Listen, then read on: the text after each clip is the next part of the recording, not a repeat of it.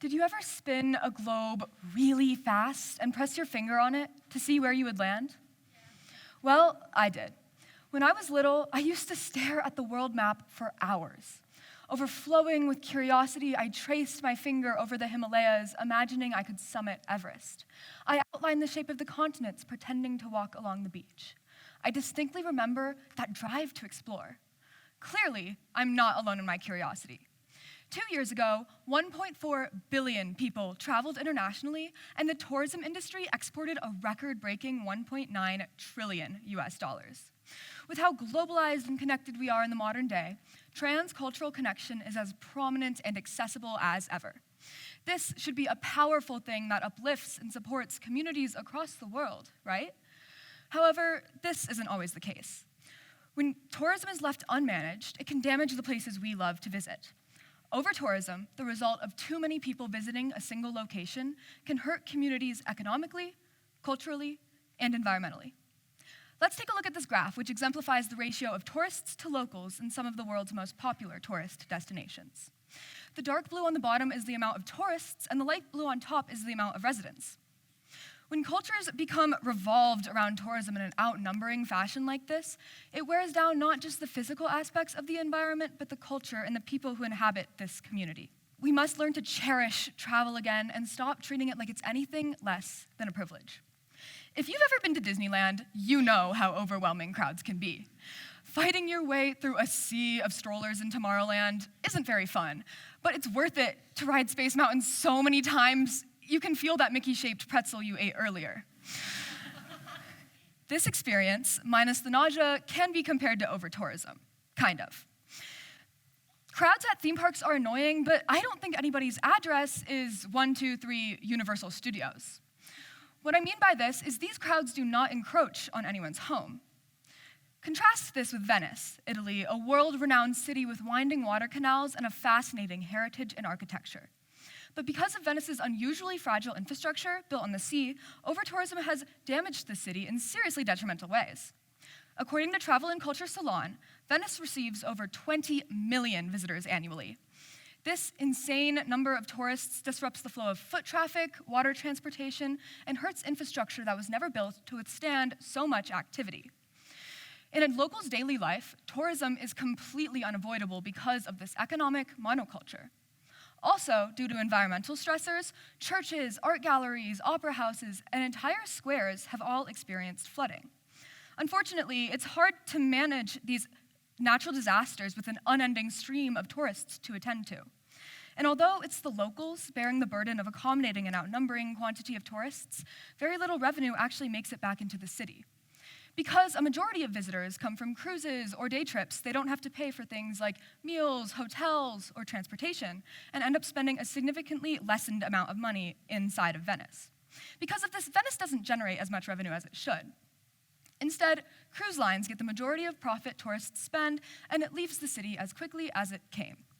Because of these draining circumstances, Venetians have been moving out in droves. In the past 2 decades alone, Venice's population has dropped nearly 20%. Venetians are fed up with being treated like employees at Disneyland, and it perfectly exemplifies what a double-edged sword tourism can be. Communities become revolved around travel like this. It hurts. Venice and many other locations are being loved to death. People are willing to come and spend a lot of money to visit because of a location's appeal, but without regulation, over-tourism continues to severely and directly impact locals. Last summer, I was incredibly blessed to travel to Europe, which inspired this speech.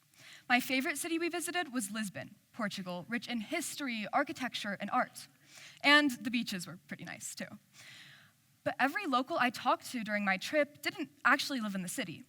Instead, many people who lived in Lisbon or work in the city are living 20 to 45 minutes away, while wealthy foreigners are buying their second or third homes, just to sit empty for most of the year. Nice hotels and restaurants made to accommodate tourists are replacing space for housing. Others have begun turning apartments into Airbnbs, which further bloats the cost of living. In fact, 70% of all Lisbon's housing consists of short-term rentals. Because of this, homelessness in Lisbon has grown exponentially, even just from the start of 2025, increasing by 28%. One local told CNN, quote, "This city is no longer a city. It is an amusement park." end quote. This phenomenon is called gentrification, where impoverished areas are renovated to cater to the wealthy, often displacing the current residents. Outside of tourism, this is seen often, oftentimes targeting minority populations. In the US, this is seen all over the country, but it's particularly extreme on the Hawaiian Islands. Obviously, Hawaii is in the middle of the ocean, so when new buildings, like hotels, are developed, there's only so much room to expand outward. According to CBS, 15,000 native Hawaiians move to the continental US every year because of how unaffordable the islands have become. Due to tourism, the state holds the highest cost of living in the country. Hawaii has become unlivable for native Hawaiians, and especially as cultural traditions are becoming watered down for tourist digestion. We definitely share these inflated housing costs in Eagle County, as tourism drives up our cost of living exponentially. In fact, according to Resi Club Analytics, Eagle County ranks 9th in the country for highest home value. Pitkin County, home of Aspen, and San Miguel County, home of Telluride, both rank in the top 10 as well, with Pitkin taking the second place title. Don't let all these crazy statistics get to you, though. I'm not trying to say travel itself is the problem. It is poor management on the industry's part. In recent years, steps have been made in many different places to keep tourism in check. Let's go back to Venice, because if all roads lead to Rome, all TED Talks about over-tourism lead to Venice. A day tripper's fee of €5 per day has been implemented and has successfully managed cruise ships and crowds, and more profit automatically goes directly back into the city.